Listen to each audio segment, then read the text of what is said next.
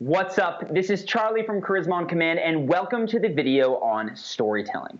This one is awesome because stories are so important. I mean, it's one of the most common questions I get, right? How do I tell a story that has people just on the edge of their seats, wondering what happens next, what happens next, what happens next? How does that happen? And the reason that people want to do this is because stories really do shape the world. The best storytellers make tons of money, right? You think of anybody in Hollywood who is a good writer or a good director. Those are all storytellers.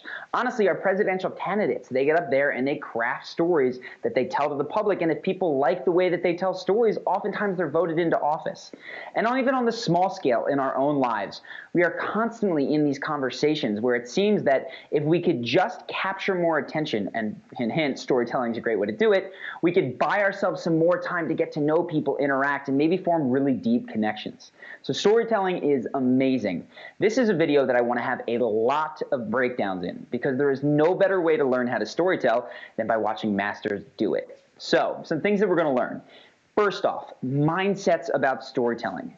Like everything, so many people have a backwards mindset when it comes to how to tell a story, or they just never put any thought into it at all. They just sort of stop rambling, and all of a sudden people aren't paying attention. So we're going to get that out of the way. How do you go in with the right mindset that captures attention and hooks people through the duration of the story? Then we're going to talk about different kinds of stories, right? There's not just one. Obviously, there's more than a handful, but are funny stories. These you can use all over the place. You can pepper them into conversation. They're sad stories. These oftentimes they move people to feel. And when they're moved to feel, oftentimes they act. And then there's something that I like to call inception stories, right? These are the type of stories that place an idea in someone's head. And there's no better way to do this than when talking about your own story, right? At the point in every conversation, you have to reveal who you are to other people. You have to tell a bit of your background, why you do the things that you do. And when done correctly, you can put ideas in their head about you. True ideas, obviously, this is important, but ideas that really help relationships to develop as opposed to make you seem incredibly boring. So that's just a smattering of what we're going to touch on. I want to jump right now into breakdowns, right? This is the easiest way to learn. So let's get started now with a video breakdown of a really good story told by Scott Harrison of Charity Water. So our fundraisers were amazing, right? They were bringing the best. Thank you, guys. They were bringing the best of themselves, creativity, passion, stuff we had never thought of. There was a guy recently writing haikus in Afghanistan for clean water. I didn't even remember what a haiku was. I had to Google it. Most of these stories were happy. They were inspiring. I can't talk about our fundraisers without telling you one story which is certainly inspiring, but also tragic. It's a girl named Rachel Beckwith, who you see here, and she saw me speak. She'd belonged to a big young church in Seattle that had raised $1 million through throwing a keg party. It's a whole nother story. And I went there to thank them for being awesome and not too religious and raising $1 million. And she was in the audience, and I asked people to give up their birthday. And she gives up her 9th birthday. She sets a goal of raising $300. She raises $220, falls a little short. And she tells her mom that she's sorry and she's going to try to do better next year because she really wanted 15 people to get clean water. I was in the Central African Republic. I landed with my wife and walked in my door, and I got a text that Rachel had been killed in a horrible car crash right after her birthday. It was a 20-car pileup. She was the only fatality. Her mom was driving with her sister in the front, and a tractor trailer came into the back seat of her car. The family asked us, could you please reopen Rachel's campaign so we can honor her last wish, which was to give kids clean water instead of accepting birthday gifts or a present. So we do, and this young pastor rallies his church and says everybody needs to donate $9. Campaign goes up to $100,000. The Seattle community gets a hold of this, takes the campaign up to $300,000, 1,000 times more than her dream. And then it just starts spreading around the world. Kids in Africa start donating.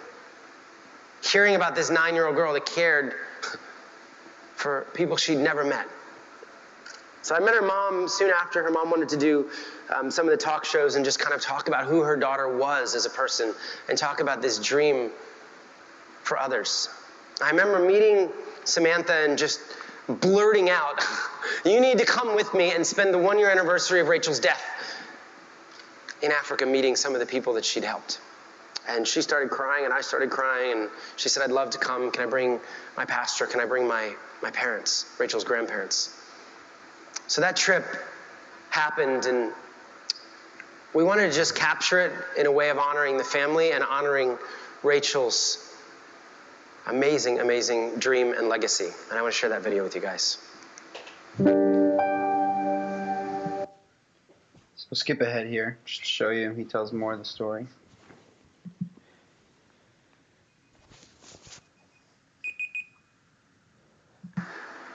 September campaign through this conference, through the last day of this conference, and help 100 villages get clean water. That's my challenge to you guys. I think actually, I would love to ask the HubSpot employees to stand up because you guys have done this already. And you are all a part of this campaign. Thank you guys.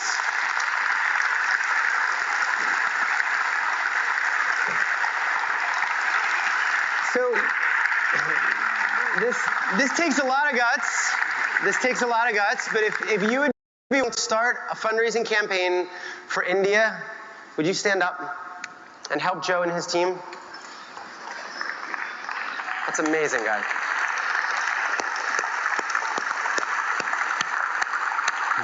People in the back left. So it's pretty much done. So just wanted to use that video to show you, this is an hour of Scott Harrison telling stories. He basically at the end of it raises, I think, over $1 million in commitments. That is the power of telling stories. Charity Water is an amazing organization, not only for the work they do, but for how quickly they've grown. They're one of the fastest growing charities in the history of charities. And so you got to ask yourself, what is it that makes this happen for them, right? Is their cause intrinsically more worthy? Do people seem to care more about water? Maybe. It's a possibility. But quite frankly, from what I've seen, the lion's share of the reason that they continue to grow is because of the way that they present themselves and how they tell stories. I've watched tons of videos at this point, and in fact, the one that clip comes from is about an hour long, Scott Harrison, the CEO. And if you look at it and you're to break it down minute by minute, what's going on, I'd say for 50 out of 60 minutes, he is in the middle of some story. And he tells probably over a dozen stories over the course of that hour. So why is this more impactful, right? Why is this better than statistics? Well, it's because it is hardwired into the human brain. We see the world in narrative. In fact, when the world doesn't fit into narrative form, we still try to construct it. Why would he do that? Well, first this happened to him, so he responded by feeling this way, and then he went to commit or do such and such amazing thing, right? That's how we understand people. It's how we understand ourselves. So things that are presented to us like statistics, geography, general facts, not in story form, we have a really hard time integrating, right? Think how hard it is to remember dates, for instance, back in, I don't know, junior high history class. But if you think back, you might very easily recall some stories that were told to you in history class, right? Something that had a high emotional impact. This is because that is how our brain works. So when you're packaging information, you put it in story mode and it makes so much more of an impact. This is why, if you look back on the previous videos that we've done, I've tried to tell a lot of stories because I suspect that what's going to stick with you are the stories that I have told, right? Think back now, 3,000 years ago, what things have survived, right? Is it the population size? Is it the geography? Is it the dates that these things happened? Is it a general understanding of an era? Probably not. It's a handful of stories, right? You've got Gilgamesh, you've got everything in the Bible, you've got Aesop's fables. These are the kernels that survive the test of time because they are hardwired, well, not they are hardwired, the human brain is hardwired to understand them and remember them and then spread them, because that's what we like to do. We're storytellers. So right now I want to go to a very, very common story, one you've likely heard before, and just sort of talk about what exactly is going on and why we remember it. Interestingly, I personally have never felt like a natural storyteller. There's lots of people in my life that I definitely put into that category, and I've enjoyed watching them. But for me, it wasn't just the way I spoke. I like to summarize things. I like to give people the clearest, most concise answer to really answer their question as quickly as possible. And I had it thrown into my face that that was not the best way to do things, and it sort of came across like this. When Ben and I were just starting out, or probably 3 years ago, on making our own business, one of the things that we did is we taught classes for like not expensive. Honestly, I think our first one was even free, and then we ramped up $5, $10, $15. Sit down for an hour with a group of people, and we would talk about something that we had learned, which is how to go get a date by just like walking around a park and chatting with women in New York City. This is something that we'd learned how to do. It was something that other people were interested in. We were happy to share. And my first classes, I was like, so you want to do, this, this, this. I was very theoretical. It was like laying out the strategy to do. And people thought, oh, that's cool. And very few people ever followed up. And then I remember one class, I was talking and trying to get across to people how much of an impact it can make on someone when you deliver a genuine compliment. And I was like, well, let me just give you an example. This is the example that I gave. I'm living in Washington, D.C., and at this point in my life, I'm a consultant. So like I go into work all day and I get out and I'm just like dead-eyed. It's the winter. It's 6 p.m. It's already pitch black. And I'm walking out of work. I'm in my suit and I see as I cross the street this very, very pretty girl. And this sort of like jolts me out of my coma that I'd gotten, right? I was tired from the workday. And next thing I know, she like ducked down a thing and I thought, oh man, like I totally should have spoken to her. I felt crappy about it. And then God knows how this lines up. I get to the next block, and I swear to God, she has reappeared and is standing next to me at the light. And I just had this epiphany that I should talk to her, so I'm going, oh my gosh, now I have to. So as we're walking, there's a couple blocks before I get to the metro station, and I say to her, listen, I know this is totally random, but I just noticed you, and you are stunningly gorgeous. I would be kicking myself for the rest of the evening if I didn't find out anything about you. And we started talking, right? And it was so stilted because at that moment I was uncomfortable. I was nervous. She was a little bit like, oh, like, thank you. But immediately revealed that she had a fiance, right? So I'm walking with her for about 90 seconds that it takes blocks. We're talking about her fiance, which is like fantastic for me. And I remember just being like, all right, well, have a good night. And I ducked down to the metro, and she continued on her way. That was it. It felt good. I was proud that I did it. And then about 4 months later, in a completely different scene, I've grown my hair out since. I'm in a hoodie. I'm going to visit Ben in New York City. So I'm taking one of those like $3 Bolt buses, right? And as I'm getting onto this bus, I get up and I go to the top of the bus and I start walking, and like this girl is just staring me down. And I don't know who it is. And I look at her, I'm like, do I know you from school? Like, what is going on here? I think about it for a second, but then just sit in, watch my movie, take the bus. Get off the bus 7 hours later in New York City, and same thing, man. I'm getting down off of this bus, and this girl is just looking at me very oddly. So I'm like, I'm probably being really rude right now. This is somebody that I know, certainly. So I say, hey, like, do I know you? I'm sorry. I just can't place your face. And she looks at me, she goes, yeah, last winter you came up to me on the street and you said that you thought that I was beautiful. And I was just taken aback, right? This is 4 or 5 months later, a conversation that I had for probably a minute and a half. And I look completely different. I'm in different clothes, I have different hair, everything is different. But I'd made such an impact in those 30 seconds, such an impression on this girl, right? She's spoken to in that 5 months. I'm sure tons of guys have come up to talk to her in bars, lots of people. She was a very, very pretty girl. It was not uncommon for her to be told that she was beautiful. But doing it in such a way, in a public place, on the street, had made such a profound impact, and honestly was clearly one that she really appreciated. And so I said, hey, goodbye, and I went my own way again. But what it made me realize is that all these moments where I was nervous to speak to someone, or I thought it'd be weird, honestly, even when it's a little bit stiff, you make such an impact, right? This is the type of thing that girls go and they call their friends about, or they tell their fiance, like, you're not going to believe the craziest thing happened to me, right? And this is the story that I told the guys, and I did the class the same. But something different happened after I did the class with these stories, and it was that I would see these guys again, and they, to the effect of, hey, just wanted to let you know, I was out walking the other day, and I saw this really pretty girl on the street, and I wasn't going to say anything, but then I thought about the story that you told of that girl in DC, and I did, and we went, we're going on a date together on Wednesday, thanks. And this happened like 3 times over 1 or 2 classes. I was like, what the heck is going on? I'm giving all the same information, all the same how-to, but for some reason, this story is what's motivating people to actually go out there and do it. This all is a meta example for why you should tell stories. When you think back on the things that have influenced you, they're not just summaries of events. Very rarely there's these quotations that are very pithy and hit us. More common is that somebody tells us a story, and for whatever reason, it just pierces us, right? And it sits with us. And it can sit there for a long time, sometimes weeks, sometimes months. But then when we're in a situation, it's like, you know what? I need to act a certain way because of this germ of a story that has been placed there. I continue to refer to it like Inception because that's what it is. It's putting an idea in someone's head in a very delicate way.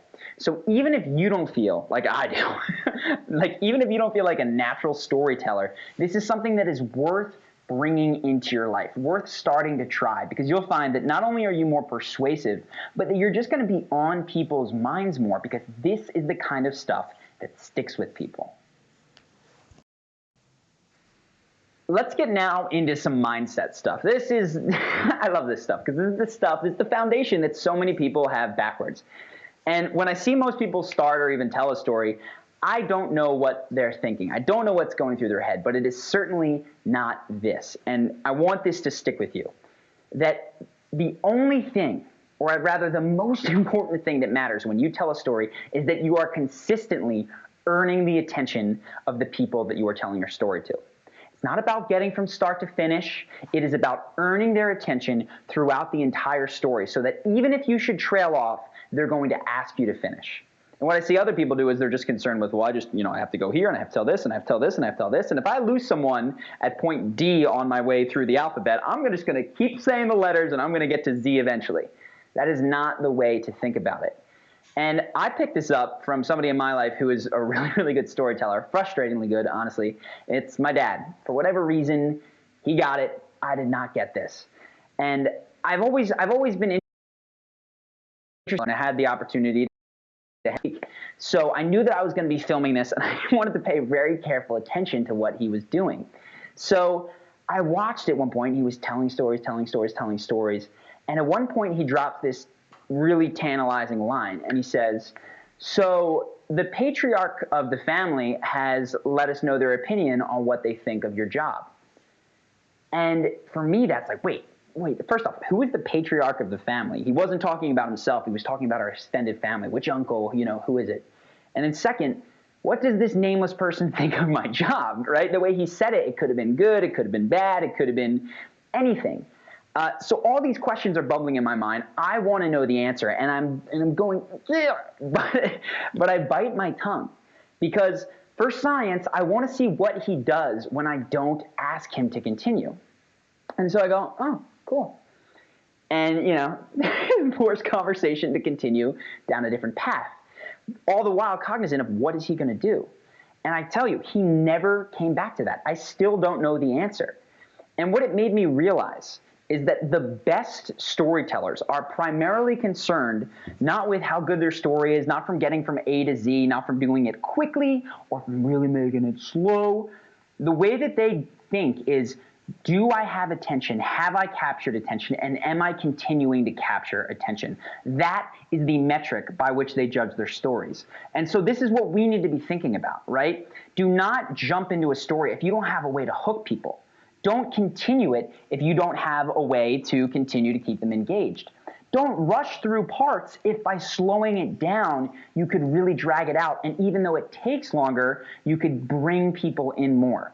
This is the metric. It's not fast, it's not slow, it's not completed. It's, do I have people's attention? And if I stopped, would they ask me, okay, what happens next? Tell me more. And so there's lots that we can do with how loud you speak, not only, right? The arc of your story, how you inject humor, the way that you use your gesticulations. We're going to touch on all this, not only in this module, but in all of the other different videos. But this is what you need to keep in mind. Attention is absolutely king when it comes to storytelling. And lastly, for the mindset part at least, when you're thinking, where does it come from? The big one that you cannot miss, and if you do, you're going to have a really hard time maintaining attention, even with the most fascinating story in the world, is that you need to inject emotion into it, right? It can come from your voice. It can come from your descriptions of how the people, the characters in the story feel. But if you're not getting emotion into the story, you are just relating the news to people. And honestly, people don't want to watch C-SPAN, right? Just keep this in mind. Emotion is going to be the biggest thing that sucks attention in. And this is why you got to learn to speak dynamically, why you need to learn to put emotional points into your arc, why humor is so powerful. So just something to keep in mind as we continue to break down these stories. Look for attention-grabbing moments and look for how emotion is used to hook that attention. Last thing that I want to do before we get right into the video breakdowns, which are my favorite part, is talk about the structure of story. Now, this is something that maybe you were exposed to in a writing class, but for whatever reason, this is just not something that people think to apply to the stories that they tell in their lives. And they ask themselves, why don't people like my stories? Well, it's because there is a structure to a good story, to a story that people want to listen to. And if you tell yours and you don't make sure that each part of your story is serving a particular purpose, then you're not going to hook people's attention, they're not going to care what happens, and you're going to lose them by the end of it. So this is the general structure. It's very, very simple. And what I want you to do is think about how this applies to not only the stories that you might tell and how you might have broken some of these rules, but also when we get to the video breakdowns, how it is reflected in the way that those people tell their stories. So here it is. Here's the general structure of stories. There is a beginning, right? And in terms of telling stories orally, all that I think about with the beginning is something that hooks attention. Right? I talked about my dad, how he says, you know, the patriarch of the family has spoken on what they think of your job. All that you want to do is in 1 to 3 sentences, get people to pay attention. And there's a couple of ways to do this. You could be like, oh my God, I have the coolest story to tell you. Really easy. Or you could say, Dan, you're going to love this. So blah, blah, blah, right off into the story. Anything that gets people's attention. Now, this part is so important because some people just launch right into it and they're in a group interaction and nobody's listening. Then they're like 5, 10, 15 seconds in, no eyes are turning towards them. It's because they didn't lay this simple foundational groundwork to get people to look at them. So a couple ways to do that, right? Call out someone specifically, be like, oh my God, you're gonna love this. Be loud with emotion, like, oh my God. I have a friend who will literally raise his hand and like stamp up and down when he has a story to tell. This sort of stuff, anything that gets the attention to you and lets people know, you've got to hear this, is really, really good for telling a story. Now, little caveat here, you're not going to see this in the video breakdowns. This is because they are on talk shows, right? It's sitting there like with Conan O'Brien and Russell Brand, and there's an audience who is just waiting to hear Russell talk. He doesn't have to necessarily win their attention. So this is one that is often glazed over in the video breakdowns. So the second piece that you definitely will see in the stories that are in the video breakdowns and that you need in your life is the rising action part, right? This is where you really have to ask yourself, like, what is my story about? Am I trying to make someone laugh? Am I trying to build suspense? Am I trying to teach them a lesson? What you need to get here is what is the emotional core of what you're trying to tell, and then do everything that you can to support that. Right, so I know that some stories might be long. You might talk for 10, 20 minutes. They'll have a number of different emotional notes. There'll be laughter. There'll be sadness. There'll be suspense. But at any given point, what you're saying and how you're saying it needs to be contributing to that emotional vibe. Right, so if you're walking, you're talking about walking down a dark alley and there's someone behind you and you like grab your key because you're not sure what's going on, everything that you say needs to build this sense of suspense. Secondly, what it needs to do is lead to a question. And this is something to really pay attention to in the video breakdowns.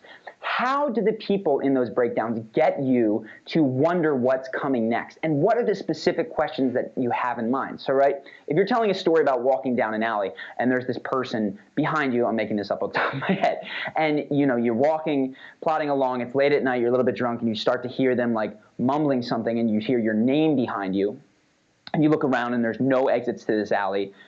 They're getting closer and closer and closer, and you grab your key, to punch them in the face or something, right? Everything needs to lead to a question. Who is this person? What are they going to do? And in all the stories that we tell, there's one that's really, really good of Dane Cook that I'll reference in just a second, but there tends to be one overarching question, which is what happens in this situation. And you need to actively create that suspense and that mystery by really, one, telling the story oftentimes in the present tense, right? So when you get there, you're going to let them know how you felt, not in retrospect looking back on it, but how you felt in that moment. And it often helps to speak in the present tense. So I am standing there. He comes behind me. Some people tell it in past, but present is a little bit more powerful. So anything that you can do to raise a question, really, really powerful. The part that everybody tends to rush to is the climax. And this is the part of your punchline comes there, right? There's the suspense, there's this guy behind you, you turn around, and it turns out it's somebody you know, right? This is the punchline of your story, or it's the joke in a funny story, the part that makes people laugh out loud. With this part, what I see is that people tend to skip the beginning, right? They don't get anybody's attention. They rush through the rising action. They don't build any sort of emotional suspense. They don't contribute to a feeling or an atmosphere, and they quickly tell the punchline.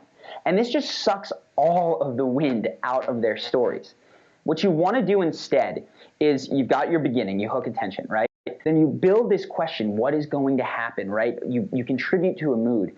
And then when you climax, what you do is you tell people, hey, this climax is coming, and then you slow it down. So there's this Dane Cook video, right, that you'll see in just a few minutes. And the whole story revolves around, like, he's with these people, and what is this old man going to say to him? He's got this question. And instead of just going, so he pulled me aside and he said, let me tell you here, son, blah, right? He says, so the guy gets me, he walks up to me. And I ask him, I say, hey, tell me, what is it, you'll watch the story yourself, that blah, blah, blah. And he looks me in the eye, he throws his hand on my shoulder. He says, you want to know the secret? The secret? Da-da-da-da. And he really builds that moment out. He blows it up. This is really important for climaxes. You want people to feel that, oh my God, it's right there, it's right there, it's right there. And then you string them along. Not forever. It can be, 5, 10, 15 seconds. But that is the part that gets people like nodding. And that is really where storytelling, people are like, that person is a great storyteller. You need their attention first, and you need to contribute to the scene with the rising action and the question for that part to pay off. Right? So that's the climax. And then at the end, this is just where you wrap it up, right? You found out that the person behind you was someone you knew. The guy tells you his piece of advice. And there's a moral, and you go, and that, and then I learned never to go back to Kazakhstan, right? Whatever it is for you. And you wrap it up, you let people know the story is done. That's very, very simple, tough to flub.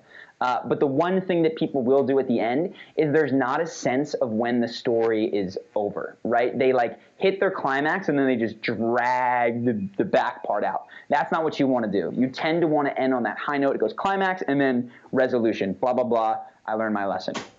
So that is the structure of a story. Like I said, in the coming clips, you're not going to see a lot of people who are really having to win the attention. They're actors in front of an audience who is paid to be there to see them. So they don't necessarily have to go, oh my gosh, you're going to love this. On some occasions they do.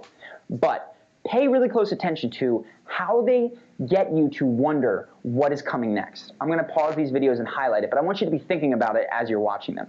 And then also pay attention to when they hit that moment where you feel like you're finally going to get the payoff of the question that was raised in your mind, or you're sort of following along this funny story and you sense the punchline is coming. How do they really make that moment deliver? Do they slow it down? Do they speed it up? Do they get into it with their gesticulations and their body so that more than them speaking, you're like watching a performance? So let's get right into it now. Keep those questions in mind. We're going to go now to the video breakdowns. So I want to highlight a couple different types of stories now and talk about what they have in common and what is different. So you can see this first one's going to be of Russell Brand. This story is awesome because it is about almost a non-event. Like if you go back and retell this story to yourself, actually what happens? Nothing happens in this story. but it's so engaging and so funny. So put this in like the just silly, goofy, make people laugh category of things. And this is how it is done by Master. The word perish, I'm Perish sorry. is a lovely bit of language. When I met that Charles, I was a bit embarrassed because, like, I didn't want to feel subjugated by class. We, in our country, have a class system. It makes you feel a little bit, you sort of feel, oh, no, I want to fight against it, I want to kick against it. But then when you meet an actual royal, you think, oh, I've seen you on my money. And it makes you sort of... So interesting here, Russell doesn't start by saying that he's going to tell a story, and you'll see oftentimes people do. This story is such a non-event that he doesn't have the luxury of saying, oh my God, let me tell you about this incredible thing. What he does to hook attention at the beginning is he's got a joke within the first few sentences. And you'll notice through the rest of this, his jokes are almost always in his tone and his body and his eyes and what he does with his hands. There's not a lot of clever wordplay going on here. So I'm just going to sort of let this one run now to the end so you can watch it and pay special attention for that, how he creates humor through his body and his voice. Excited. And then, you know, they said, get in the line. I had to meet him after a sort of a big charitable function. Get in the line and meet Prince Charles. Get in the line. I was thinking, no, this is against my principles. I won't. And then I saw him, oh, quick, get in the line. And they sort of shoved me before him. And like, ooh, hello. They sort of, because they're so highly bred, they can barely even function. I think their gene pool comprises of about 9 chromosomes just swapped with each other.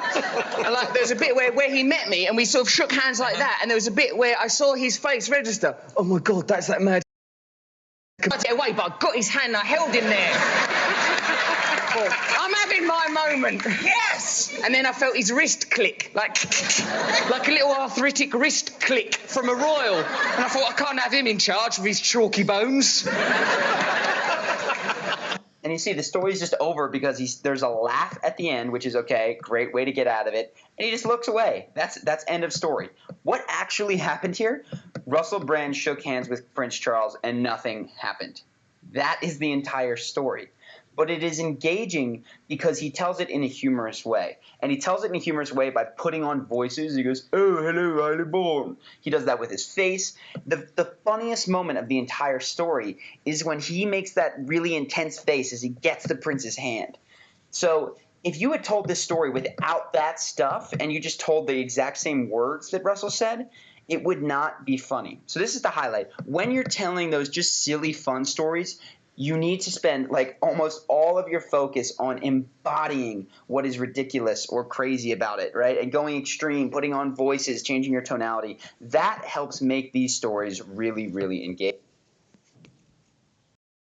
So this story, as you can see, this is Dane Cook. This is also a humor story, but it's a different type. It's not just absurdities.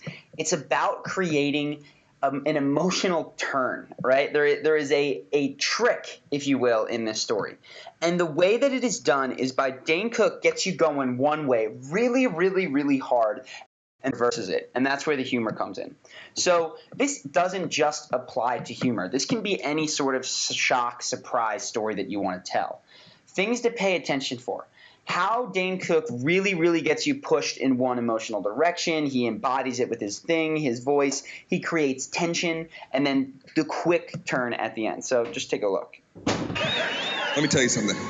Recently, I was walking down the street. I see this couple. They're about 80 years old, okay? And they stopped me on the street. They said, young man, would you please take a photo of my wife and myself? And I could just see that their connection that they had. It was unlike anything that I'd ever seen before. And honestly, it was something that I wanted in my life. So he's already got this like really sincere, emotional love story that he's going to build up for the rest of this. Watch. And I said, I would love to take your photo. And I took the camera. Edward was the man's name. I got to know them a little. Edward and Phyllis. And I said, well, listen, Edward and Phyllis, I'm going to take this photo. This is going to be a photo. And it was in celebration on this day, 55 years that they've been together. 55. So I said, hey, you two, you lovebirds, get close. And when This is just a little trick that Dane Cook does all the time. He throws in a strange word lovebirds, chat shit. I mean, if you watch his sets, he's got these strange words. He enunciates them slightly differently and gets a laugh. Really, really easy way to throw something that's cute or funny into a story that is otherwise not, or that is. Told them to get close without any kind of obligation or feeling forced. Edward immediately put his arm around Phyllis and he pulled her in close. And she looked up at him like glowing, looking up at Edward. And then I said, I'm going to give you a countdown, 3, 2, 1, and I take the picture just so you can be ready. And I hit it. I said 3, 2, and before I hit 1, Edward snuck a kiss on her cheek. I know. I was. There's another theme that you can use for a joke. Anytime you say something and somebody goes, oh, I know, I was there, really, really good. The other thing to realize is that there is this sense of tension, right? He's building towards something, but you're not sure what. And the way you can recreate that is by telling things in the present tense, right? Sometimes people like skip around and they reveal the end of the story and then tell how they got there, and there's much less interesting tension. You can feel free to say, listen, this story is sad, the story is funny, the story will shock you, but don't reveal the ending. Tell it as it unfolds, because that keeps people going, what happens next? What happens next? And you know what I said? Oh. 3, 2, 1, he snuck the kiss, and of course she lit up like the 4th of July. And it was wonderful. And so Edward came over to get the camera, and I was just inspired because I'd never seen a love like that. And I said, Edward, come here for a moment. I said, here's your camera. I go, 55 years, I can't make a relationship last 55 minutes. And I go, what is the key? Can you give me a little gem? Can you give me a little hint? And I'll never forget. He leaned in, he put his hand right here on my neck and pulled me in close. And he said, I'll tell you, son, you want to know the key? And he looked back at Phyllis, and he looked at me, and he goes, cheat. You gotta fucking cheat.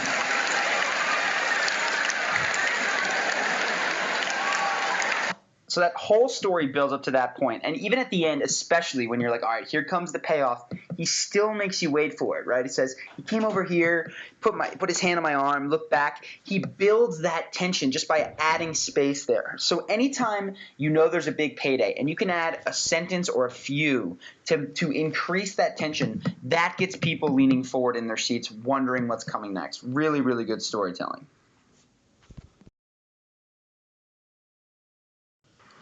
So I really like this next story, not because it's told excellently, but I actually like it because Tom Cruise doesn't do a lot of the things that I've mentioned before, but he does hit one thing very, very strongly, and that is in building tension towards a question. Almost from the get-go, you're going, what happens next? And that forgives a lot of the fact that he's not super animated like Russell Brand or Dane Cook, but still, this is a very engaging story to tell. So just watch and notice when the question in your mind gets raised, like, oh, God, what's coming now? Wanted to do. What kind of stuff did you do? I started working when I was about 8 years old. I sold Christmas cards, door-to-door, Valentine's Day, and I think probably the most interesting job I had at that time was I bagged ice. What do you mean you bagged ice? I bagged ice. There was saying kid needed to bag ice, so I went up there one day. And you mean like for people when they come in? So I would say right there, as he smirks and he's saying, I bagged ice, the question is, okay, what does it mean to bag ice?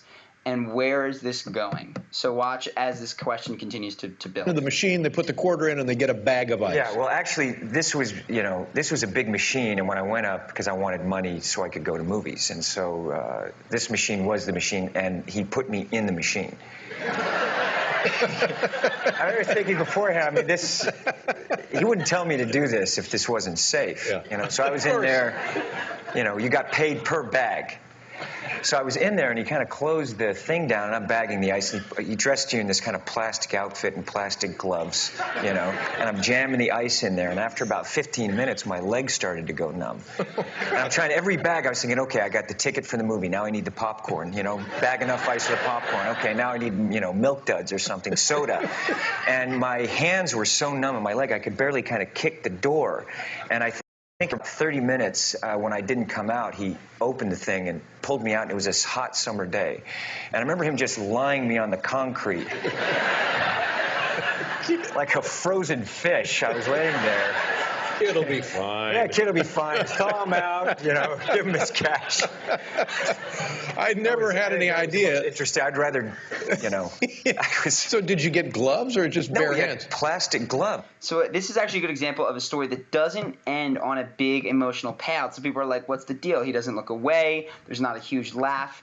If he'd gone all in, and I just remember him laying me out there like a frozen fish, right, and like really made that hit and then looked away, it'd be actually a much tighter story. But he sort of just trails, right, and we've all done this at points.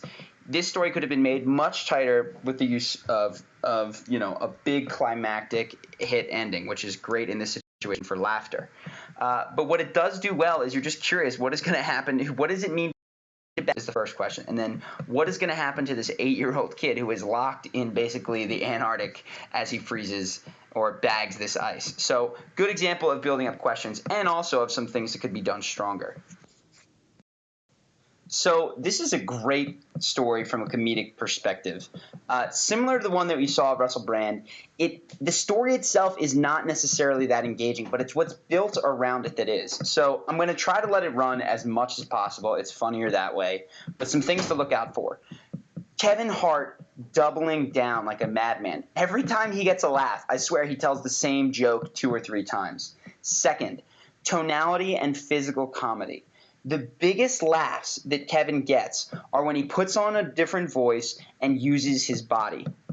And then third, the use of asides to sort of build the story. Because the main action of the story, you know, if you just told it from a third person's perspective, is not very interesting. What Kevin does is he sets up juxtapositions of what's going on in his head and what's happening in the real world. And this builds tension. First off, you're like, oh, God, how is this going to unwind itself? I know that it's not going to go the way that Kevin is thinking it is in this moment. And it makes it really funny when the payoff is like, oh, God, this ridiculous thing happened. So just keep that in mind, mostly the physical comedy and the voices as you watch this. It's about 3 minutes long. Now, what happened to your shoulder? You hurt your shoulder. What happened? Dude, I hurt my shoulder. Thanks for picking me up. I could have died just now. You don't even know what happened to me. So, all right, I got to pause it. Forgot to mention heightening. First thing, he hurt his shoulder. I could have died right now, right? That's great heightening, something that you can continue to use as a theme. I could have died when you have a minor injury. It's very serious, people. I suffered a very serious injury this weekend at Disney World. I was with my kids, Jay, and I took my kids tubing. Now, I know it doesn't sound like it's that serious at first, but I was on the tube with my kids, and the guy goes, hey, man, for adults, you know, we can speed this thing up. Right. I'm a daredevil. You know that, okay? Yeah. I'm a soul, Jay. My background speaks for itself. I've been to jail. Listen, what I'm saying, so we get off of the tube. I'm like, yeah, I want to do it. So he's got me and my brother. We both get on separate tubes. Right.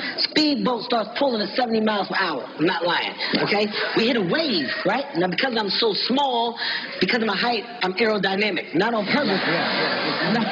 Not on purpose, but we hit the wave. Bow! I shoot up in the air. Now, I was scared at first, but then in my mind, I started thinking, like, oh, I'm going to stick it. Like, I'm going to come down, and people are watching, and I'm like, oh, this is probably what Kevin Hart does on the side. So I was like, okay. So I came down, right, but I'm staring the tube as I'm coming down. I land. Now, you know, water's hard. Like, you know, if you hit it hard, it's like kind of smack the water with the tube, right? I don't know I'm hurt at the time. I hear everybody on the boat. They're like, oh, my God, Kevin. It sounded just like that. They're like, oh, my God, Kevin. Okay, yeah. These are all white people on the boat. No.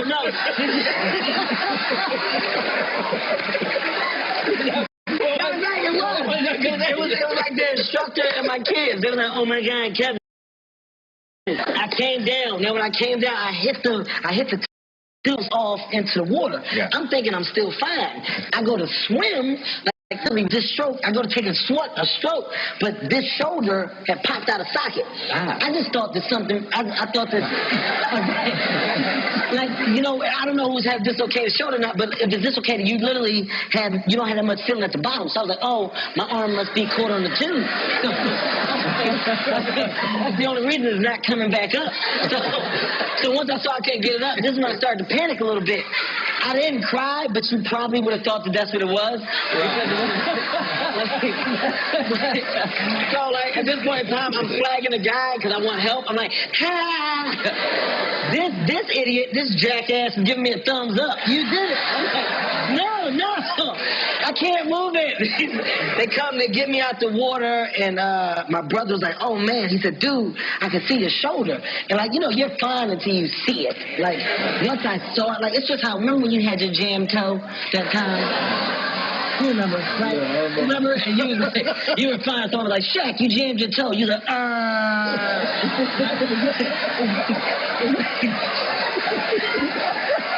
Worth noting, the biggest laugh is silly, big, physical comedy.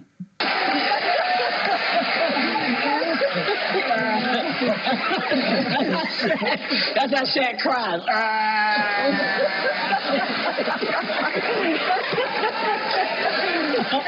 It was the same thing. It was the same thing. So I saw it. I panicked. I lied to you not. I passed out, right? Because I saw my shoulder out the socket. He was like, you're going to be all right. And I was like, too late. I'm going.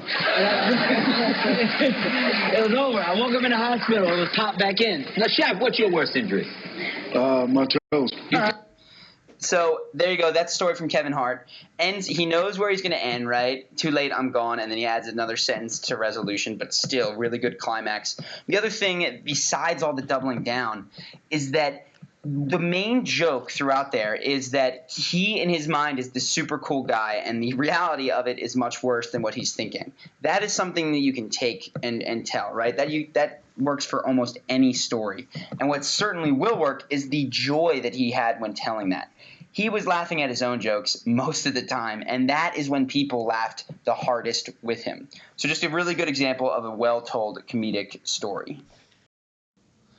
And for the last one, the tragic story. Now, this is not one that you're often going to tell, right? This might have its place on stage in many cases, but for whatever reason you are, I think this is a great example. We're going to go back to the Scott Harrison story, and this time I'll sort of slow it down and break it down. You'll see that it is quite different from the other stories. And in fact, in the comedy ones, what you want to do most often is embody the emotion, right? You're embodying the laughter, you're going big with your body. And in tragic stories, what you tend to do is leave space. And I mean that space in between your sentences, which you'll see Scott Harrison does a lot, and space to not force the reader or listener to exactly go down the same emotional path. You don't tell them that this is tragic and horrible the entire time, though you can do that to hook their attention. You actually just almost recount the story as it occurred and let the tragedy of it speak for itself. The one notable exception that you'll see here is that at the very beginning of the story, Scott mentions that this is tragic. And that's almost necessary because these stories are going to be slower paced, right? There's a slower build. There's not a lot of laughter going on in there. And to maintain someone's attention, you still need to let them know that something worth listening to is coming, right? Because if it's just slow and there's no reason to listen, you'll tune out. So that's what's going on here. Mostly, I just want you to pay attention for the spaces that Scott Harrison describes and how he lets, in most cases, the emotion of it speak for itself. So our fundraisers were amazing, right? They were bringing the best. Thank you, guys. They were bringing the best of themselves, creativity, passion, stuff we had never thought of. There was a guy recently writing haikus in Afghanistan for clean water. I didn't even remember what a haiku was. I had to Google it. Most of these stories were happy. They were inspiring. I can't talk about our fundraisers without telling you one story which is certainly inspiring, but also tragic. It's a girl named Rachel Beckwith, who you see here, and she saw me speak. She'd belonged to a big young church in Seattle that had raised $1 million through throwing a keg party. It's a whole nother story. And I went there to thank them for being awesome and not too religious and raising $1 million. And she was in the audience, and I asked people to give up their birthday. And she gives up her 9th birthday. She sets a goal of raising $300. She raises $220, falls a little short. And she tells her mom that she's sorry and she's going to try to do better next year. Because she really wanted 15 people to get clean water. I was in the Central African Republic. I landed with my wife and walked in my door, and I got a text that Rachel had been killed in a horrible car crash right after her birthday. It was a 20-car pileup. She was the only fatality. Her mom was driving with her sister in the front, and a tractor trailer came into the back seat of her car. The family asked us, could you please reopen Rachel's campaign so we can honor her last wish, which was to give kids clean water instead of accepting birthday gifts or a present. So we do, and this young pastor rallies his church and says everybody needs to donate. Campaign goes up to $100,000. Seattle. I want to illustrate something right here. This is sort of a point that is independent of tragic stories. People have no concept of large numbers, right? The difference between 100,000 and 1 million does not make intuitive sense to people. So when you want to emphasize the enormity of something, it's not just in saying the number. It's in framing it with smaller numbers before. So Scott Harrison starts with, 300 and 220, and then the first one he goes $100,000, as if that's like the biggest number ever, and then he builds upon it. That's how you get a sense of the enormity of this thing. Community gets a hold of this, takes the campaign up to $300,000, 1,000 times more than her dream. And then it just starts spreading around the world. Kids in Africa start donating. Hearing about this 9-year-old girl that cared for people she'd never met. So I met her mom soon after. Her mom wanted to do some of the talk shows and just kind of talk about who her daughter was as a person and talk about this dream for others. I remember meeting Samantha and just blurting out, you need to come with me and spend the 1-year anniversary of Rachel's death in Africa meeting some of the people that she'd helped. And she started crying and I started crying and she said, I'd love to come. Can I bring my pastor? Can I bring my parents, Rachel's grandparents? So that trip happened and we wanted to just capture it in a way of honoring the family and honoring. So there's the story. And what you see there's not a lot of flourish or flair. It's told with space is where it is. And it's in those spaces that you are free to feel that emotion. This is in stark contrast to the laughter stories where like people laughing helps you laugh. In this case, it's by him giving space, and you can almost see like that it upsets him, but he doesn't necessarily need to say so. That's where the emotion hits you with these sad stories.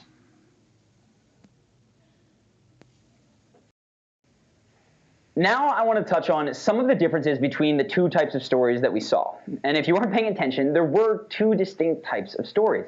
There was the first 4 that were like funny anecdotes, right? These are very common on talk shows. These are very common in conversation. People share fun to make people around them laugh.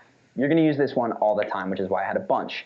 There is another story that has its uses in terms of making people feel, reflect, and it's like the tragic story. It's the story that its goal is to get people to sort of reevaluate what they thought was important, and sometimes that comes in the package of sharing something terrible, and that's the Scott Harrison story. So in this case, what are the differences between these two stories? Because if you tell them the same way, you're going to fail. And here it is in terms of the structure. Both really benefit from the beginning hook. But a funny story tends to ride a lot on the intermediate jokes that are going along and the energy that the person presents. So when you watch Russell Brand, he doesn't necessarily have to tell you, oh, like, listen up here. But he gets into it, he's like, right, here's what happened, eh? Walking down the street, and he's got a funny accent, at least to us Americans, and he's animated and gesticulating the entire time. So that is what hooks people. In a more tragic story, you actually need to slow things down. You need to give people space to internalize what's going on. And if you look at Scott Harrison, he's the slowest speaker of all of those conversations. And he leaves a lot of pauses, a lot of room for people to reflect and feel crappy, honestly.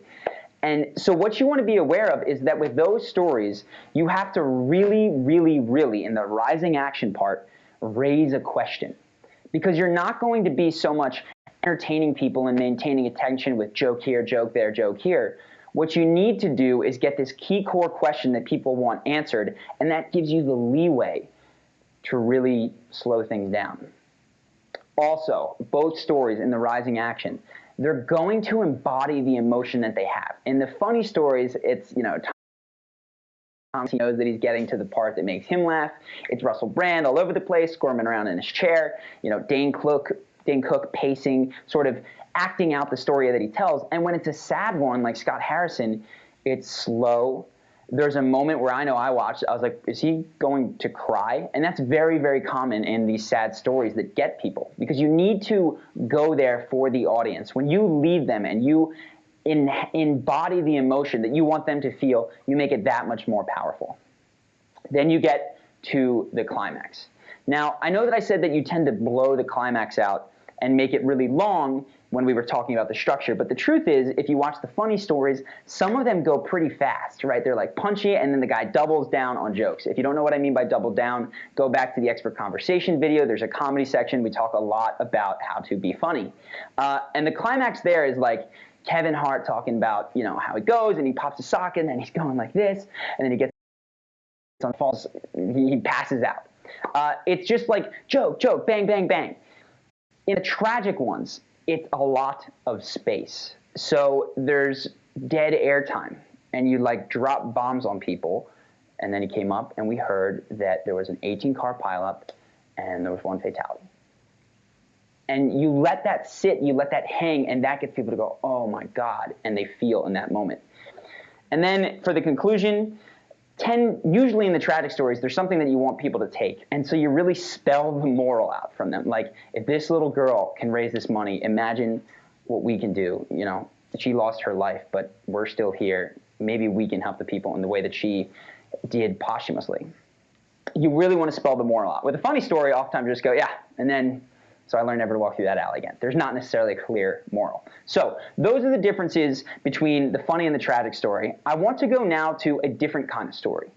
This is your story. It's how you share your past, things that you've done with other people in a way that lets them learn about you. It's not just about making them laugh. It's just not just about making them feel. It's about sharing things about you that are going to better enable you guys to connect. So let's jump into that now. So now to the third kind of story that I want to cover today. And this is one that it can be funny, it can be dramatic, but it's got a point that is different than just getting a laugh or just making people feel. And that is to communicate things about yourself to the other person.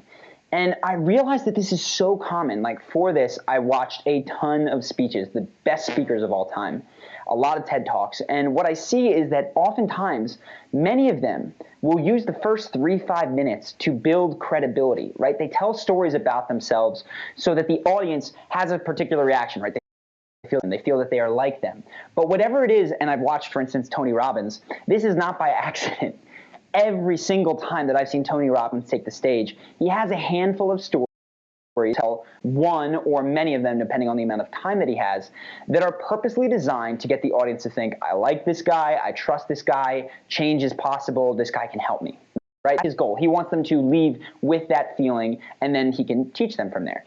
So I want you to think about, what are the things that you would like to communicate about yourself to other people that stories can help you get across? And this is not like, hey, I speak languages or play the guitar or, you know, I grew up here. These are more deep than that. This is about the values that you have. So for instance, I'll tell one of these later, but I often tell the story about how I left my job in the corporate world. And the point is not to say I run this cool business now. The point is to say, what matters to me, right? Like, I don't care that much about money. I care way more about spending time with my friends. I would rather be unsure, uncertain of what I'm going to do tomorrow and excited about what it could be than certain that it's going to be something that doesn't fire me up, even if that winds up paying me. Like, these are the types of ideas that I want to communicate. And when I do that, inevitably, if that person is like me or aspires to or feels that way, that a bond is created there. So think about the types of things that you want people to know values-wise about you, right? Maybe you're adventurous and you can tell a story about traveling the world. Maybe you have a similar story to me where you left the dream life behind to go pursue something that was even more important to you.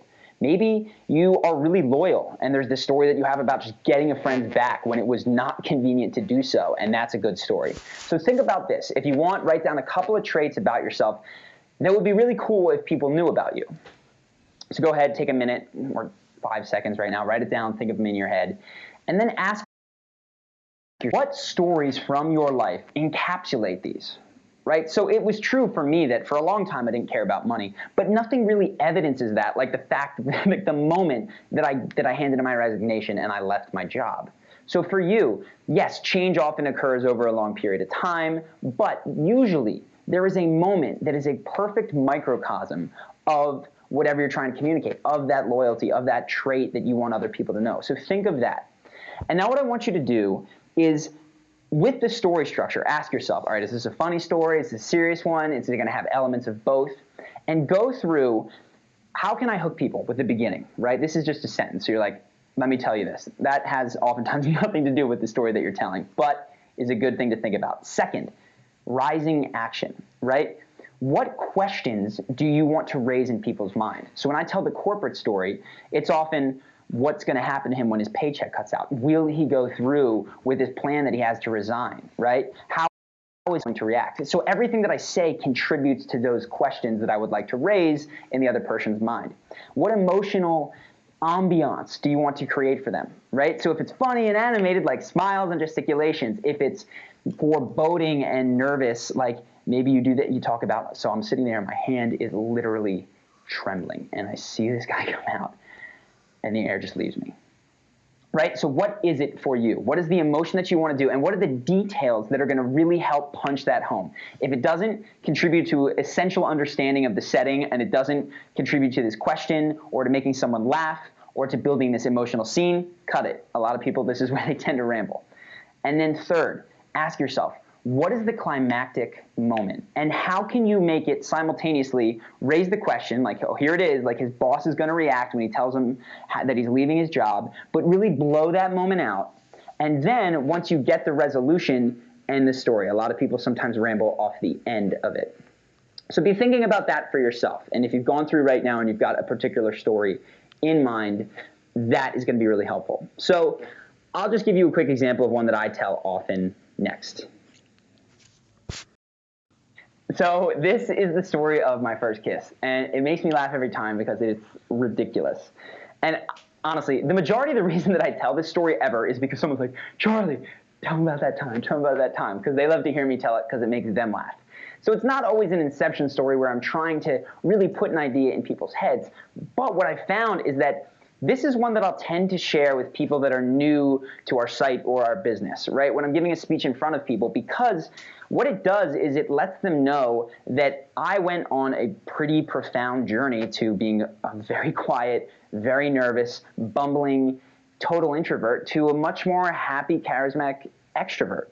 And a lot of people doubt that that's even possible. They think you're born with it or you're not. And so what this story helps me do is to communicate with them, not only is it possible, but I lived it in a very serious way. So the story is this. 11th grade, I have not kissed a girl. And this doesn't haunt me, but I'm aware of it. And there's this girl that I just am so into, right? I meet her at this school dance, and then for the next year, it is me, her, Ben, who is my best friend and co-founder, and Ben's then girlfriend are like a foursome. And not in like the cool, awesome sexual way, but like we just travel everywhere together. We hang out all the time. And over the course of this year, I'm this far away from her on so many occasions, but cannot bridge that gap. I remember one night we're like watching a movie, and it's Pirates of the Caribbean. We're having a sleepover. Like, this is my big chance. We've planned this out. And instead of kissing her, she is laying on my chest. She looks up at me. She's like, hey, I'm trying to sleep, but I can't because your heart is beating so hard. I mean, I was just so nervous around this girl all the time. So anyway, my friends get sick and tired of it. I'm talking about her all the time, and they're just like, Charlie, the weekend. I'm like, yes, this is the weekend. I'm going to do it. They pump me up in class, and it's Friday. So that night we go out like we always do, watch a movie at my friend's house, and I'm driving her home. It's 11 p.m. I'm in the car. She's next to me, and I know that this is it. And I'm freaking out at this point. So she's sitting there talking to me. It's a 5-minute drive, and I don't know how I made it, but all that is going on in my head is kiss her, kiss her, kiss her, kiss her, kiss her. And she's like, yeah, isn't that right? I'm like, yeah. So I get her to her house. We pull up the car right in front of her driveway. And this is the moment where I know I have to do it. And she looks at me, she says, okay, like, have a good night. I hope that, it was really fun seeing you. And I said, And I swallow deep just like that. And I lean over and I trace the path from my lips to hers. And I come in on a perfect arc. I'm going to get it. It's coming. And as my lips are, I swear to God, 3 inches from hers, my foot comes up off the brake. And I'm so nervous that I've not put the car in park. So instead of kissing her, the car lurches forward and I headbutt her right in the nose. So she's like, boom, car, I slam the brake, we get back, we get discombobulated. I'm like frazzled totally, and she just looks at me, goes, opens the door, and runs into her house. And I stood there for 30 seconds, just not wanting to move, hoping that if I didn't move, I could just go back in time, and then went home, I swear to God, swearing and cursing and punching the wheel harder than I'd ever hit anything in my life. So anyway, that's the story of my failed first kiss. And I tell it with the purpose of hopefully you found it amusing and enjoyable, but also it lets you know something about me, where I came from. So that's just an example of a story, some inspiration. What are the moments in your life that really exemplify the journey that you've made, the way that you are today, a moment where you really were true to your character? Think about these, build these stories out, and then you can share them with people as appropriate. Now what we're going to talk about, which is equally important, is how to get these stories into conversation. Because if you lead with this, people are just like, I don't know you and I don't know why you're telling me all this stuff about you. So that is coming up next. So now something that is very important, which is how do you work, particularly this Inception story, but any story into conversation. The good news is it's not hard. People love stories, right? This is something that people crave. You just don't want to jump right into it without any warning. And there's really two ways to do this that I find are best. The first is what I mentioned with my dad, which is you bait people to ask you questions. And you can do this by raising questions. The patriarch of the family has spoken on what they think of your job. Or you can do it by like exaggerating the punchline of a story in a humorous way as you're talking to someone. Like, oh my God, that's like the time that I got kidnapped in Mexico. And they're like, what? You were kidnapped? Like, okay, no, I wasn't kidnapped, but here's the story. I was going around, blah, and then you jump into that. So you can sort of exaggerate the punchline of the story, and that will help you get in there. The second thing, other than just raising questions for people, is to just say, oh my God, that reminds me of, and then straight into it. Now, this is very different from what a lot of people do, which is, this is even better, and then their story. That is one-upping. That sucks. People hate that. But what people do like is, oh my gosh, you'll like this. That reminds me of blah, blah, blah. And then you guys can trade stories without this sense of one being better than the other. Equally important to not one-up someone is to enjoy their them revel in the punchline, laugh when they laugh at their joke. Don't be like, oh man, mine's going to crush it. Don't cut them off. That is what one-upping is. It's not just trading stories. It is ignoring theirs or trying to be better than theirs. So that's it. Two really, really simple ways in. One, bait them to ask a question, then go, okay, well, here's the story, and you're in. Or that reminds me of / you'll like this. So this time, blah, blah, blah. That really does a fantastic job of hooking people's attention, and you're straight into it. So that about wraps it up for storytelling. Thank you for watching. Thank you for taking it this far. Really, I hope that there's just a couple of things that you take from this. Probably the most important, and this was the biggest shift for me, is that you start to see yourself as a storyteller, as a craftsman of story. I know what I used to do and what I see a lot of people do is they like summarize. They relate news to one another. I went here, then I went there, then I went there. And they're not, it's surprised when people just don't tend to follow along or aren't super interested. This is such a powerful tool in your conversation. So really, start to try getting into stories. Tell them in present tense. Don't look at them like some person narrating from like and it all turned out okay. You want to get there in the weeds. How did you feel in the moment? How can you create that tension? Raise those questions for the person who's listening. Also, in line with this, it would be awesome if you went through and did the exercise with an Inception story, funny story, whatever you like, and you just mapped it out. Right? You got really clear, like, this is the arc of the story. What do I need to be doing at each part? How can I hook attention? Right? In the rising action, how can I raise questions and answer them? And even if it's a long rising action, you can tell a 15-minute story, but it's you raise a question, you answer a question. Another question is raised, you answer that question. It goes and goes and goes and builds and builds and builds. How are you contributing with your words, the way that you speak, the details that you give to the emotions of a moment, right? You want to wear what you're feeling on your face and in your body so that other people can just watch you, model you, and they will feel it too. For the climax, how can you make it punch, right? You want to take these out and test these. Does it help if you slow it down at that part? You really go, and then he said to me, he put his arm on my shoulder, he looked me in the eye. Does that help? Or does it help when you just pile on and go faster and faster and faster? What is it for you? Take these out, see how people respond, and notice when they're like leaning in and you have their full attention. You know that what you're doing in that moment is great. And then the resolution, really easy. That's basically just like, and then blank, you say the moral and you cut it off. So if you ever have any questions, of course, you can always email me, charlie@charismaoncommand.com. Even better is if you feel comfortable sharing with people, put it in the comments, put it in the forums. I will get people might have the same questions. So this has been Storytelling. I am glad that you are now officially, if you were not before, a storytelling person, right? Go out there and make this a goal of yours, to be in conversation and tell a story. You can have the one that you want in your head. You know how to work it in. This has been Storytelling. I'm Charlie, and I hope that you have a wonderful day.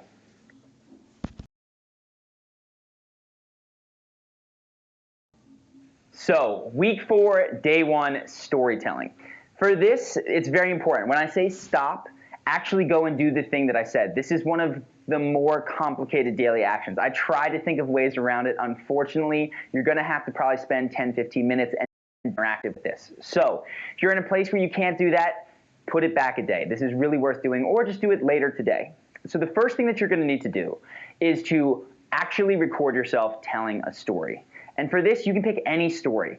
If you want, fall back on an old standard. There's probably stories that you tell all the time, maybe from your glory days in college, maybe how you met your significant other. I tell the hilarious story of how I totally botched my first kiss every time, because that's the one that my friends go, tell that story, tell that story. So if you have one of those, feel it. If you don't, and you're feeling a bit more adventurous, you can make a story out of anything happened to you recently, any sort of events that is slightly interesting. You saw something and you didn't expect, it surprised you, there was terror, fear, absurdity, humor, anything that you want. So first thing is that you're going to tell, and we're going to work with this one for the rest of the week. All right, got it? Now what I need you to do is just record it, right? Go onto your computer, any sort of thing. You really, really need to get this recorded, because the mirror is not going to give you the ability to break down what you're doing. And because if you do it with a friend, they might not know the things that you will have learned in terms of isolating the parts where you can make it even stronger. So right now, stop this video and tell your story. All right, I hope you did that. I'm going to continue on. If you haven't, make sure to do that. The second piece, once you've gone and you told your story, what I want to focus on today is just adding 2 simple pieces that will make any story much, much stronger. And I do this all the time with my private clients.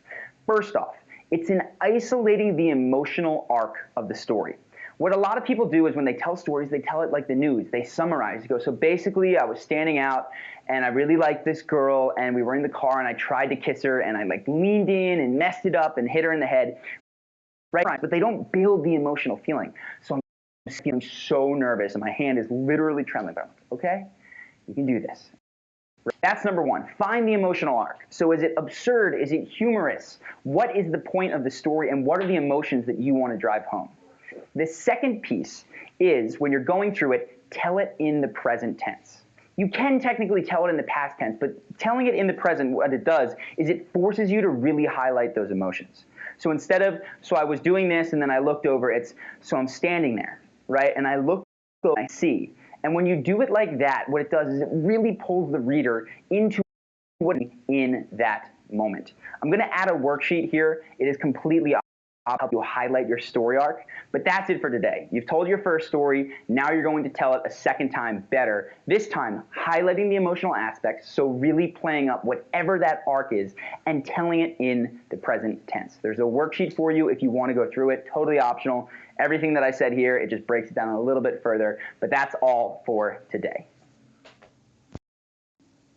So, day 2 of storytelling. This one is going to be very, very simple. What I want you to do is take that story that you started with yesterday, the one that you told in present tense with the emotional arc, and I want you to focus on just the beginning hook, right? This is the part that makes people want to listen.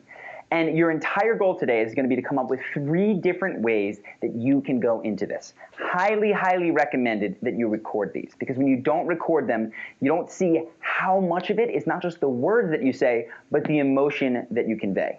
So 3 ways to hook in. And if you remember, the ways that you can do this are by saying, oh my God, Dan, you're going to love this, right? It's based on something that someone says. Or, holy cow, have I told you about the time that I was nearly mugged by blah, blah, blah, and you really hype up the story. Or you go, hold on, you need, it's just pure emotion. Anything that gets people into it. Now, if you want to go really creative, what you can do is talk about the unanswered question that is going to be raised in this part. So if you remember from the module, I talk about how my dad got me hooked when he started telling a story with. So the matriarch of the family has a very interesting opinion about your job, right? He raised a bunch of questions in my mind. So if you want, you can go the emotional route. You can raise questions that are going to get people to ask more. You can tell them that this is related specifically to them. But what I want you to do now is take 3 of those and record the intro. You say that, and then you jump in your story. You don't have to tell the whole thing. Start up again. Say a different one, jump into the story, and then go back and watch them and see which of them get you being like, tell me more, I want to know. Because when you switch from the speaker to the viewer mode, this is why video is so amazing, you will feel it tug on your emotions or not. And if it doesn't, you know that you have not injected enough emotion. So that's it for today. Just the hook. Go ahead and do 3 of those. So day 3, storytelling. Now we're just layering it on. We're getting ready to, I will reveal, by the end of the week, you're going to go out, take this workshop story and bring it into real life. But I want to add piece by piece the things that are going to make people really want to listen. So you have them hooked on every word and they want you to continue rather than just sort of checking their phones and waiting for it to end. So the 3rd piece is going to be adding emotion. Right? We started with the emotional arc on day 1, but today, now that you've told the story once or twice, what I really, really, really want you to focus on is speaking with emotion in your tonality, with using your hands to sort of go from small moments to big ones, right? Like this, your facial expressions as well. And again, video is going to be critical for this, so make sure to record it.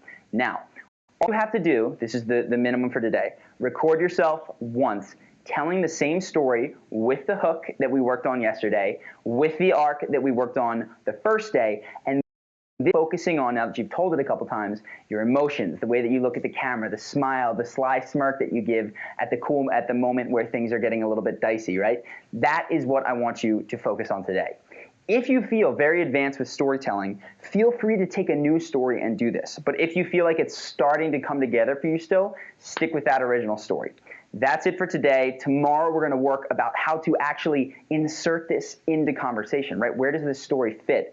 And then, of course, on the last day, it's going to be about going out and sort of finding a place for this story or some other and putting everything that we did together to make sure that other people are hooked on every single word. Day 4 of storytelling. I really, really like this exercise. This is one that comes from improv comedy. And I found it, the way that they start shows off in improv comedy, if you've ever been to one, is that oftentimes they'll say, can I get a suggestion from the audience? People shout out a bunch of words, blah, blah, tree, truck, blah. We'll go, truck, okay, thank you. Lights go down, 3 seconds pass, and then boom, they're into a scene that has something to do, maybe tangentially, with a truck.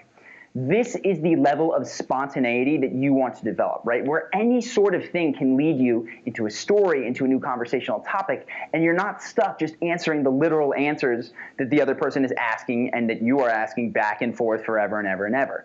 So the way that you do this is playing a game that reminds me of, and this is actually how you work on it in improv comedy.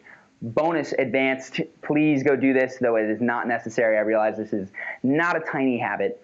If you are interested in getting really, really good with people, I cannot recommend improv comedy enough, right? Google improv comedy, your city, sign up right now, take 1 free class. So many of them have that, or even just the beginner course.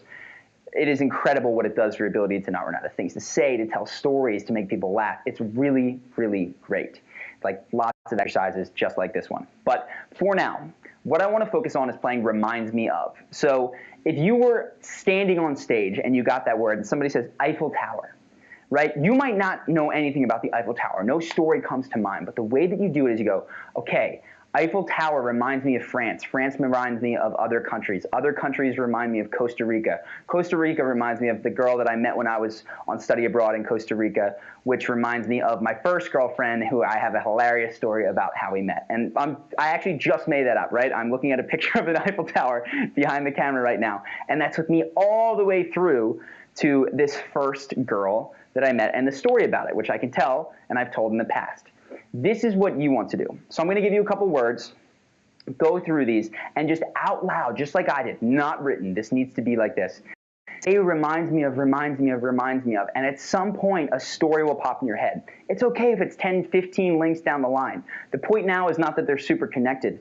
The point is to get you thinking laterally, like an improv person, so you can go, oh my God. And somebody can be talking about the Eiffel Tower, you'd be like, listen, I don't know why this popped into my mind, but have I ever told you the story of my first girlfriend who hook there, right? Then you can tell stories off of any stimulus. Any conversational stimulus can make you think, holy cow, I have to tell this story. People see the excitement in your eyes, and then you tell your story. So here's the exercise. I'm just going to shout words, and you play reminds me of off them. If you don't get to the story fast enough, feel free to pause. I'll wait like 5 or 10 seconds in between each one. Computer.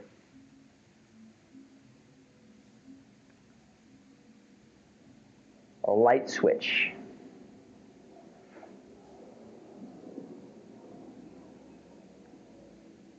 Airplane.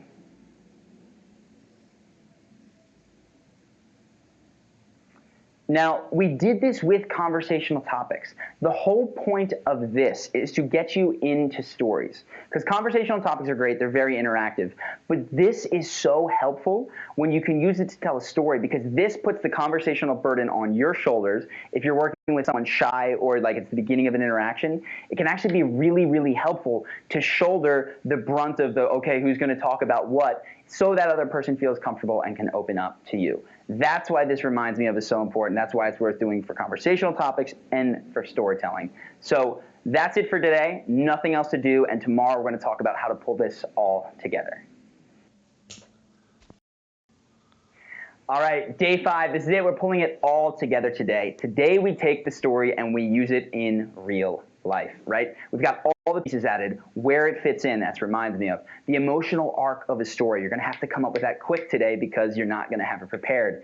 Telling it in present tense, right? Adding the emotions with your eyes, your tonality, your gesticulations, all of that stuff. So what I want you to do from a tiny habit perspective is think throughout your day-to-day, where are you going to be in a place where storytelling is appropriate? Is it when you first walk into the office and people are trading stories about what they did last night? Are you going to go out to a bar or a happy hour tonight where people are going to be catching up? Are you going to see a friend that you haven't seen in a while and he's going to say, so what's new? Think of the time and place or even the specific person and set that mental trigger to think, okay, story time, right? Then when you get in that situation, just be thinking, reminds me of, reminds me of, reminds me of. So they say TV, you go TV, reminds me of the thing I watch, which reminds me of Game of Thrones, which reminds me of these books, which reminds me that I'm a super nerd, which means I should tell the story about how I got into Game of Thrones, right? And you might not have ever told that story before. That's completely okay. In fact, the more random and the more you can start to take small things that happen in your day and turn them into stories, that is captivating. And I'm sure you've met this person before, right? They tell you what they ordered for lunch and all that, and you're just in rapt attention, like, oh my God, that's hilarious and funny. And the stupid interaction that they have with the cashier, that lights you up because they add these emotional bits. They add the humor. That's what I want you to work on. So as soon as you start talking, you obviously can't keep this all in mind, but hopefully we've started to drill it. Tense emotions, right? Hooking them at first. Holy cow, I have to tell you about how I started with Game of Thrones because I'm such a super nerd, right? Any of that stuff that you can start to work in is going to be great. And then at the end, debrief it, right? How did it go? Did it go well? Did it go poorly? At the very least, if you do it, you get an A+. But then it's about, okay, what do I need to bring the next time I do it? And if you can tell more than once a day, fantastic. Debrief it, share in the comments, let us know what went well. That's going to hold you accountable to actually doing it.